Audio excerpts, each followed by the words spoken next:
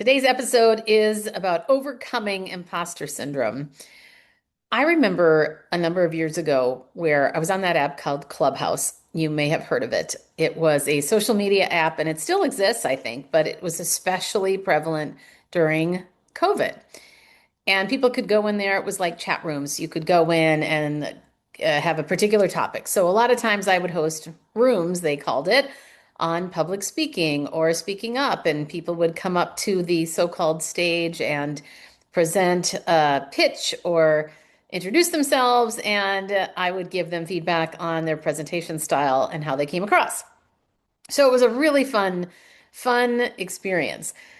When I started, this was shortly after leaving corporate. And I always say that I've never really had a big problem with imposter syndrome, although what my bigger problem is the fear of rocking the boat. And that's what I contended with for such a big part of my life is everybody else happy, or what do I need to do to twist myself in a pretzel to make other people happy or comfortable?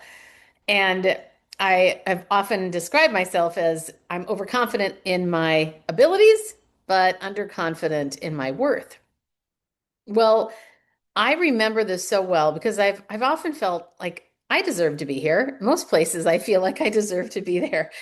But I bring this up because I remember being in a room on Clubhouse full of very accomplished and some quite famous speakers. And I found myself feeling like, oh my gosh, all of a sudden I felt smaller. I even stumbled over my words when I normally wouldn't have. And I thought, oh my gosh, this is so awkward. And my solution in that moment was to leave the room.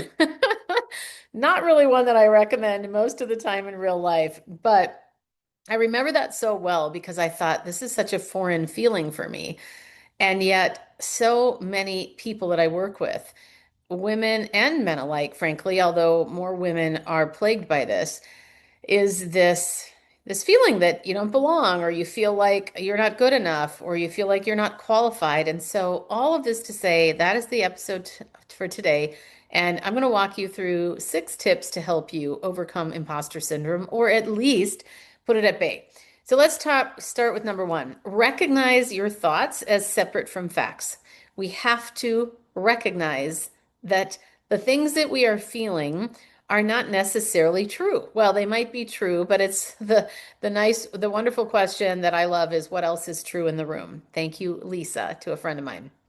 So recognizing these, when you catch yourself thinking, I don't belong here, or I'm going to be found out, for example, pause. You have to first be aware that you're having these feelings, and then pause and remind yourself that these are anxious thoughts, or they're not necessarily true thoughts, not objective truths, I should say.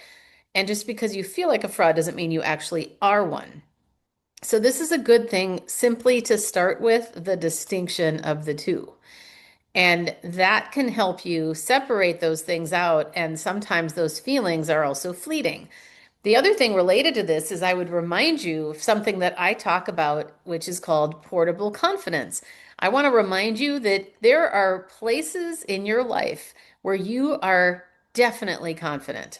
I can say that with the utmost confidence about you because every single one of us has something that we do or a place in our life, whether it's with our kids, with our pets, with ourselves in certain environments, with our family, with our friends.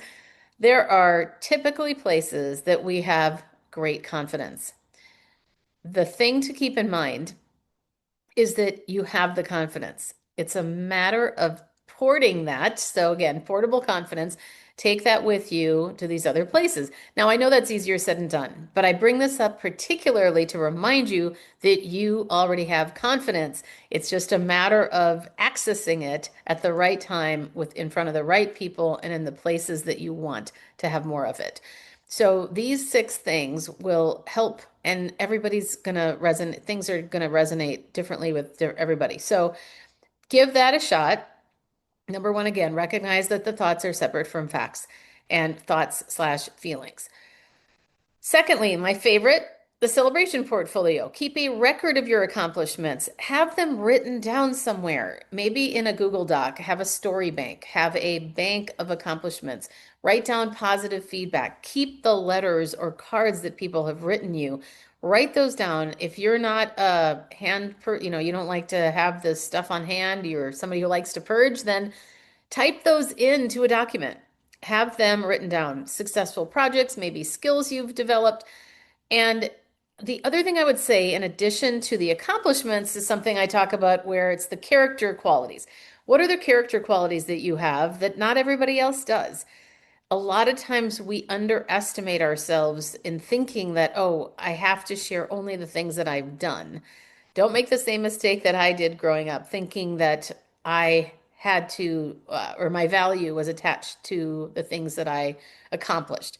We have to remember that you are you for a reason, and there is something magical about you that nobody else has. When you write those things down, that is the evidence that you want to go to when you are feeling that imposter syndrome. And it's really hard to argue with concrete examples of your contributions and your growth. Number three, reframe failure as learning. In fact, consider what the CEO of Spanx does or did growing up. She and her brother, Sarah Blakely and Ford Blakely, their dad at the dinner table had them go around and say how they failed that day. Let me tell you, that would have never happened in my upbringing for sure. Everything was about being excellent and, you have to be perfect. That was the feeling that I had growing up. And most of us don't celebrate failure because it doesn't feel good. And yet, what I love about their family is that they normalized failure because, let's face it, failure is what helps you grow. Most of the ways that we have grown in our lives are because of the pain or the discomfort that we have felt doing a thing. So remember that those failures actually lead to greater accomplishments. And a lot of times people fear, or if we think about imposters in general, imposters fear being exposed through their mistakes. But when you normalize them and recognize that, hey, everybody makes them, it's not such a big deal. Can you imagine watching a baby learning to walk, crawling and then walking a little and then falling and saying, you idiot baby, I can't believe you didn't walk. I mean, you would never do that. So think about yourself as a little baby learning to walk in some of these situations. That can help you to have more compassion for yourself and to recognize that the most successful people fail regularly. They just learn from it and keep going. Think about, a lot of times we don't think when we see these famous people, we don't recognize all the failures that happened before they got famous or before they got known for whatever the thing it is that they do. Number four, talk to others about it. This is something that we also might underestimate, that there is power in connection. When we have specific dedicated time to call a friend or somebody else that understands us in a safe place where you can be accepted and not have somebody judge you or trying to give you advice, that is the best and most safe way to connect with people. You'll probably find that other people, you'll discover that people you admire have felt exactly the same way, and they might even admire you more, because when we admit our failures or mistakes, it creates more connection, because vulnerability creates connection. So sharing these feelings reduces their power also and helps you realize how common they are, especially among high achievers who set demanding standards for themselves.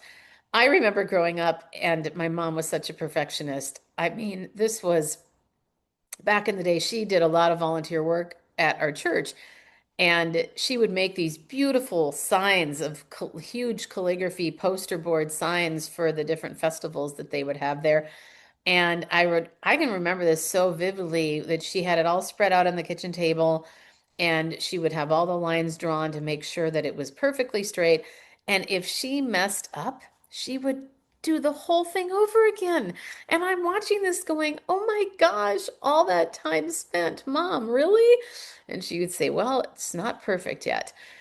And Boy, that caused a lot of problems in my life though too. So we have to remember that it's not about being perfect. Done is better than perfect. And I'm not trying to knock my mom, but boy, she definitely really was a woman of excellence, and that was important to her. So I definitely respect that. And at the same time, I would say that we don't have to be so hardcore and think about how much that actually makes a difference when we talk to others about those things, as I've already mentioned. But so powerful to do that.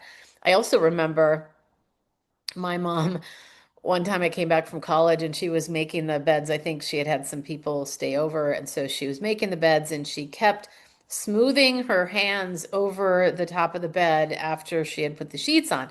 And I made some comment like, "Wow, Mom, you don't have to be that perfect." And she said something very telling. Well, if you aren't perfect, you're just going to be, or if you don't shoot for perfection, you're just going to be mediocre. And I went, oh my gosh, no wonder I have so many problems. Anyhow, it was a good laugh, and I just want to say, please keep your perfectionism in check. And remember that we don't connect with people that are perfect. We connect with people that are willing to share their mistakes and their failures. And then we can all learn from each other in that way as well. Number five, focus on contribution over perfection. Instead of trying to prove you deserve to be somewhere, concentrate on how you can help or add value. When we're so focused on proving ourselves, we are not able to be fully present with what the audience needs or the people sitting across the room from us, or it might be our spouse or kid or teacher or boss or employee. There's so many different people that might be sitting across from us that really need to hear the fact that, well, not hear the fact, they need you. They need your presence just to be with them. And when you're genuinely focused on contributing to your team or whatever's going on around you, there's less mental energy available for self-doubt and comparison. Truly, when you are truly in that servant leader mindset, focusing on what is needed in the room, what is needed for that person, then it makes it a heck of a lot easier. And frankly, it takes the pressure off of yourself. Number six, reframe your internal dialogue. Instead of things like, I don't know what I'm doing, or I'm, I got lucky, or I don't belong here. Think about things that would be opposite of that. So instead of, I don't know what I'm doing, try, I'm learning as I go. Notice how much pressure that takes off. Or instead of, oh, I got really lucky with this, I was prepared when the opportunity came. Notice how different that is. It shifts the focus from being fixed on self-criticism to growth-oriented thinking, which can reduce the power of imposter thoughts. And be careful about how just noticing these things coming up.